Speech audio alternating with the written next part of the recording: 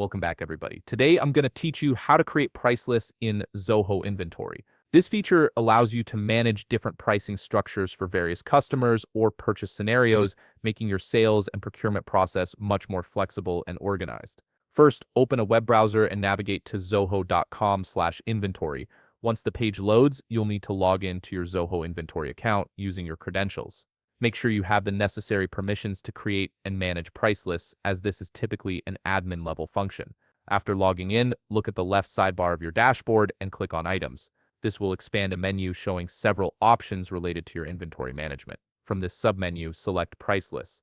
This section is where you'll manage all your pricing structures, whether for different customer segments or various purchasing scenarios. Now, in the top right corner of the price list page, you'll see a button labeled +New Price List. Click on this button to begin creating your new price list. A form will appear where you'll configure all the details for this particular pricing structure.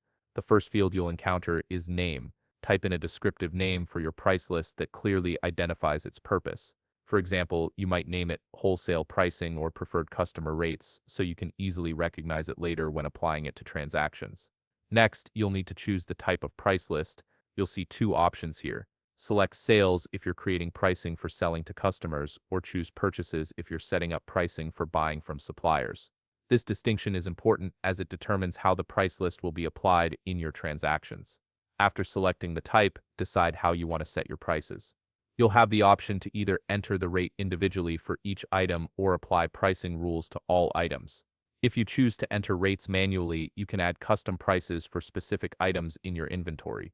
If you prefer using a percentage-based approach, you can enter a markup or markdown value and fill in the round off to field to ensure your prices align with your pricing strategy. If you'd like to add any additional context or notes about this price list, you can include a description in the designated field. This is optional, but can be helpful for keeping track of when and why certain price lists are used. Finally, click the Save button to create and save your price list. Your new price list is now ready to be applied to sales orders, purchase orders, or specific customers and vendors. If you found this video helpful, please leave a like, subscribe, and see you in the next video.